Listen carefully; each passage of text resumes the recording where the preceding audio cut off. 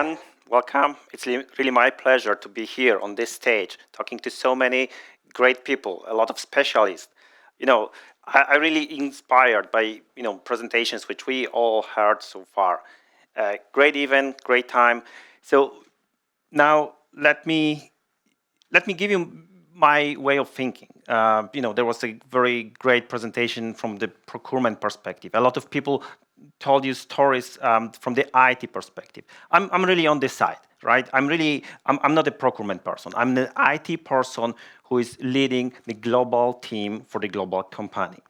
So today I'm going to talk about vendor relationship management. Here is the short agenda for today. So first, I will definitely explain you what Zoetis is, what is my role, what is my background. I will touch base a little bit about my personal experience and my learnings in corporations, in dealings with the vendors, with the suppliers, regardless if it's an IT service supplier or hardware provider. Then we will dive into a little bit into the vendor management process, going through the few different steps of this process, and we will reflect a little bit about the current situation and what the future is going to bring us. So let's get into the weeds. So what is Zoetis? You may not recognize the name, but this is still a relatively new company. It used to be Pfizer Animal Health. 10 years ago, it became a new separate entity on the market. Now, at this moment, this is the world's leading animal health organization, driven by a single purpose. We care about the world, we care about the human beings by advancing care for animals. With over 70 years of experience and innovating ways to prevent, detect, and treat animals, we really stand by those who are raising and caring for the animals. It could be veterinarians, livestock farmers, or pet owners. Many of you probably have home pets, and really this is really what my organization is doing, taking care of animals. It's not only medicines, vaccines, but also a bunch of other stuff, diagnostic devices, genetic tests, bio devices, a lot of very high wide portfolio of the solutions. Zoetis is now a Fortune 500 company with over $8 billion revenue. We have a presence in over 100 markets across the globe. And that's all with around 14,000 employees. Now, a little bit about myself. So I graduated Warsaw University of Technology, then took some other courses. But just before pandemic, in 2019, I decided to take MBA digital transformation course. That was really great timing and excellent decision, because that was putting me in a great situation, in a great spot when the world was changing. Right? The pandemic hit the world, everything was changing, every single company was going towards digital transformation, and I had a contact with that and other leaders and other great people helping me to drive through this journey. On the professional front, before Zoetis, I worked for Robert Bosch here in Warsaw on various IT positions. Now I'm a member of global Zoetis Tech and Digital team, responsible for Lifecycle, PC Lifecycle topics, and also M&A, merger and acquisitions, integrations. So let me talk a little bit about again my experience about the corporations and dealings with the vendors and suppliers. What are the success criteria? What are the success factors? From my personal perspective, again, not being a purchasing person, really looking on the other side, we need to deliver. We need to deliver the service which is valuable to the business, right?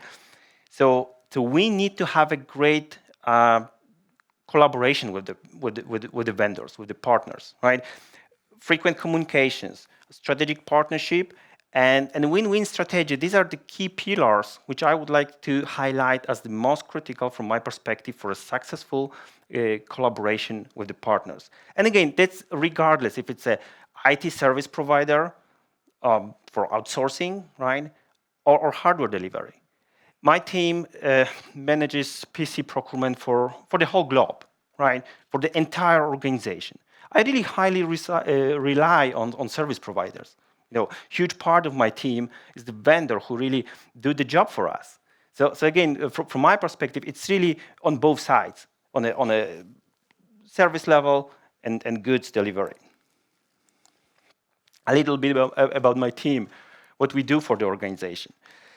So again, a lot of things I can say about myself, but in general, basically, we buy equipment. We buy and manage equipment for the entire organization.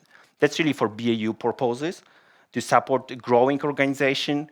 Like, for example, just to give you, like a baseline, each month we process over 100 new hires joining the organization, right? And we need to have equipment for these people, right? So IT provisioning as a part of onboarding process, regular refreshes means that we replace equipment which is getting aged. Every month we replace 300 devices across the globe. This is really what my team does, right? We need to plan, we need to prepare, we need to execute all these things.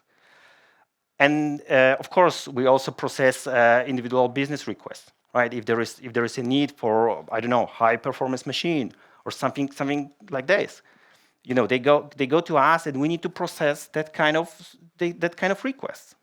And then at the top of this, we need to we need to keep our inventory fully accurate. A CMDB database where we track all the assets, right? And of course, what is the clue element, key element for this forum is really to place all these orders, manage all these orders, work with the vendors, with the suppliers, reconcile invoices for all different vendors, again, across the globe. This is a global company and a global team, fully centralized. There is no local IT buying equipment. So in order to do this, we have to rely on data.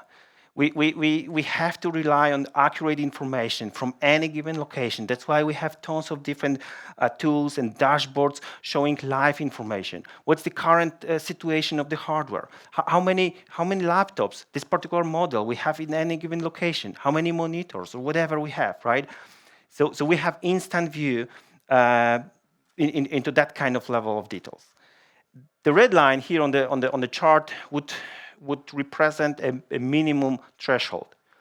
If the inventory comes below the threshold, an alert is being raised to refill the stock, to place another order. So again, it's really very well driven organization.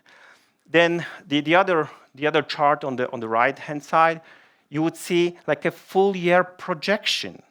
We really need to estimate what do we need. When do we need to place the order to be in a good position, right? Considering and really having all these factors in mind. We have IT onboardings, new starters joining the organization. We have refresh programs. We have another business projects, right? We have also incoming orders which bump our inventory, right? So that's why we have like a full year projection to see, okay, where we will end up with the equipment at the end of this year for any given location. And for us, it's also very important to have a consolidated view of all the orders. So every minute we have over 100 orders, open orders, which are not really fully fulfilled, which are being processed. So we need to have an instant view. So this is just an example of a little dashboard or a little table showing, hey, any week, any given week, what's the situation? How many equipment is pending? When the partner is gonna ship the equipment to us? What's the ETA? And then we can instantly see if something is getting delayed or something is coming faster than we expect. So again, very data-driven situation. Now, let's get into weeds of the vendor management process. So, as I told you before, I'm not a purchasing guy. We heard, from other presentations, a lot of great information about, how the purchasing can be organized. We have all those things in our organization. By the way, we use Ariba, and it's very well integrated. It works. And again, we have to rely on our purchasing systems, on our purchasing processes, which are defined centrally, right? So this is one unique situation, one unique solution for all countries across the globe. We leverage the solution. We partnership with our internal stakeholders to really ensure that we have hardware, we have goods to provide the reliable service to the organization. So again, the process is obvious. I'm sure everyone knows the principles, right? You need to select the vendor, you need to sign a contract, you need to implement this, ongoing operations, performance checks, reporting, end of the contract, and then so on, right? So again, now I'm gonna explain how it looks from my perspective, right? Being on the other part of this game. Again, we place all these orders, we manage all these orders. So what's the beginning of the process? Again, it's always about the vendor selection. There are a lot of things we need to consider when doing this. And it may sound simple. There are so many vendors in the market, you choose the best one, you choose based on the price, based on the, a lot of different aspects, like reliability, product reliability, durability, performance. These are only few elements which we are looking into. One of the, as I said, there are a lot of important factors. So for example, you need to consider engaging internal stakeholders. What does it mean? That means that we need to talk to other internal teams, like PC engineering. We need to listen to the business. We need to work with management. We need to work with security, just to ensure that we meet all the requirements. The vendor which we select, the platform we select, meets all the requirements which are given to us by the business. Once the requirements are met, once the requirements are defined, we do all this benchmarking. We also work with external partners, Gartner, BCG, to really see what are the business trends, what's the best valuable product for this particular solution. And then, of course, back to criteria. Being a global company and staying on the top of the global team, global coverage is number one for me. I know it's really difficult to do, and in some cases, when you think about some, APAC markets, Asian, there are some strange, different law regulations, different things you need to take into account. But from my perspective, again, being at the top of the global team, you need to consider all these things, all these factors, right? You really need to ensure that the vendor can really deliver in Chile, South Africa, or Venezuela, right? And in many cases, we have to deal with the partners.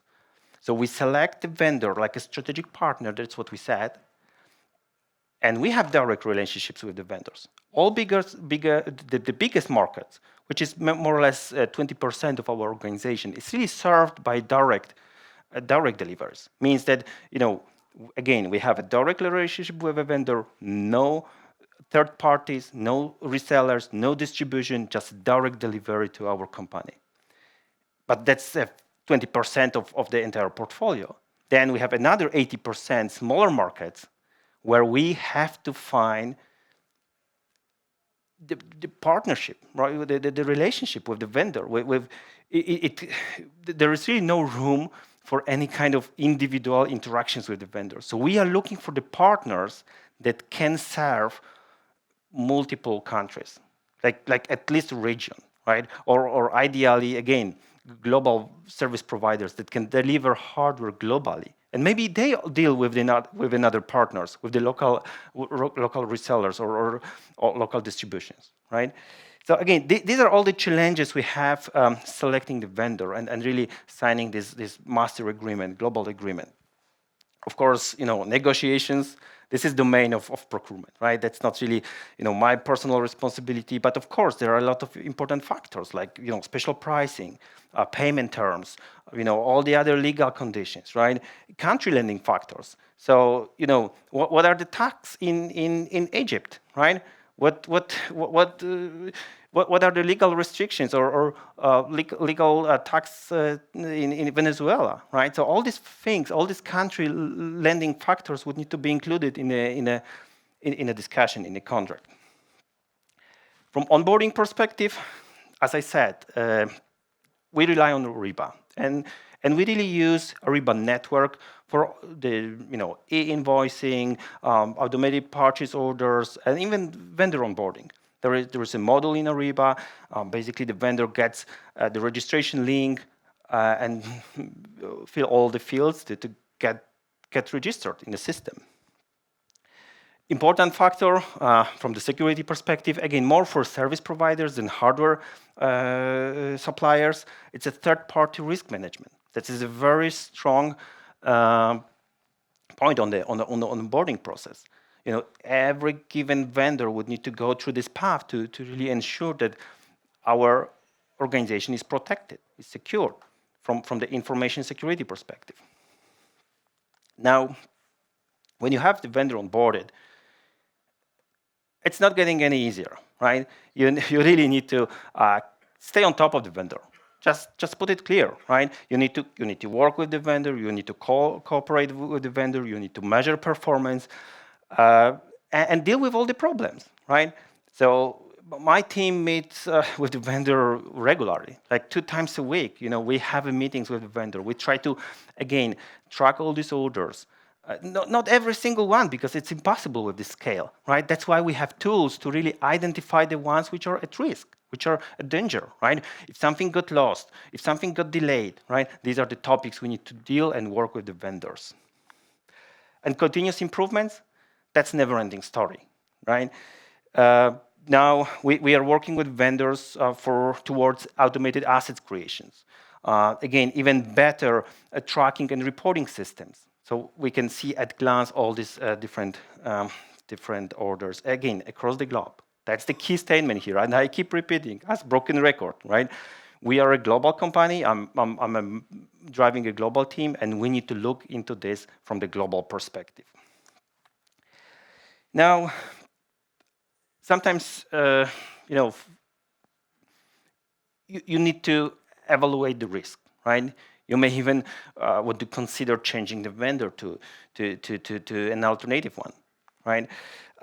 Sometimes, the vendor is not performing well. Sometimes, there is really an issue with this vendor. Maybe there is a supply chain problem. Maybe in some countries, there are some other, financial impacts or financial problems or whatever, currency fluctuation. I think it was mentioned already on the stage.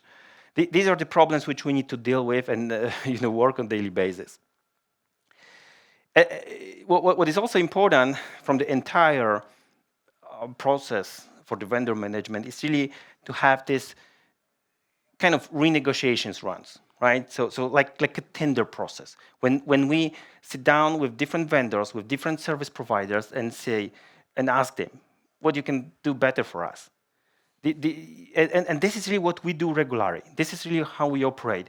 Even we have a strategic partnership with one vendor, we keep relationships, we try to keep relationships with other vendors, right? We see what they can offer, what they can deliver, what is the price level, what's the service value, and that kind of stuff. This is, and again, the never-ending story. And this is really actually something what is happening right now, and we are partnershiping with BCG company in the US to help us go through this process and maybe look for some kind of alternatives.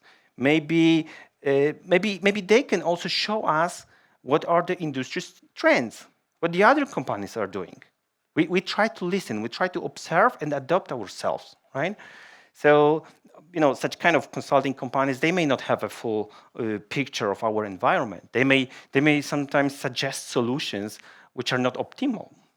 They may try to look for the cost-efficient solutions, which is not always the main criteria. There are so many other aspects. There's so many other things, not only cost, right? We need to look at this as an end-to-end solution. So that's what it is. And no matter what is the final decision on this process, it could be contract renewal or maybe transition, which is not going to be easy, and you know that, right? It's not easy to change strategic partner and really reinvent the wheel with another vendor to build all these different processes. And again, there is a lot. In our case, we buy laptops, we buy PCs, we buy accessories, but laptops are coming with a service. Those are pre-imaged for our company. Laptops are pre-imaged, pre-configured, with customized setup. So again, any vendor can do it right now. So that's not a problem. But the transition may be very costly. So now, let's reflect a little bit about the current situation, where we are, and try to think what the future can bring to us. So we all know how uncertain is the economy right now. And we all deal in the same world. We know what the pandemic did, and we really see all these geopolitical things, economic, energy costs, and things like this. That has an impact. That has an impact on every company in this world, right? The PC industry is really specific, right? As you may remember, during the pandemic, demand for PC equipment spiked significantly, right? Because everyone wanted to work from home, right? There was a supply chain issue, component shortages, the manufacturers couldn't produce the equipment to meet the demand. But actually that has changed. Even last year, demand exceeded the needs. That was really, supplies actually exceeded the demand. So they were able to produce more goods than sell the products, right? So again, that all evolves and changes. Now, if it comes to my team, to my organization,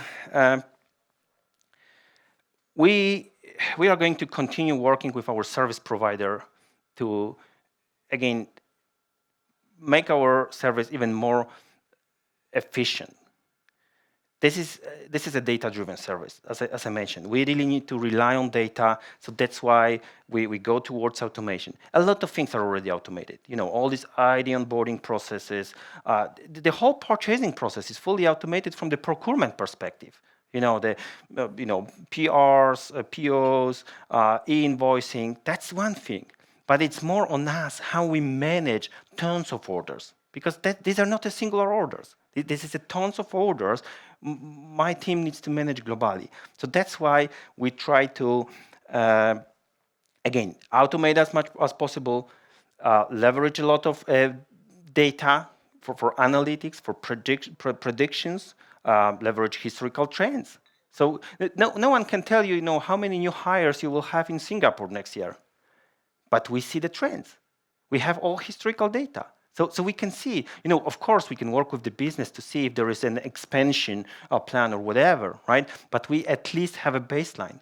We see what's the trend, what's the ratio in any given country. So we need to rely on data just to plan for PC purchases.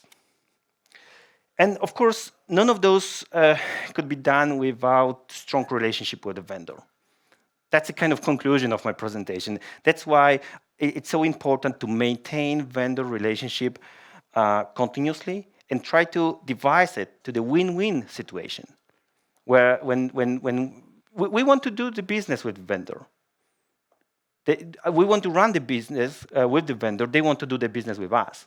So again, we try to stay mutually happy.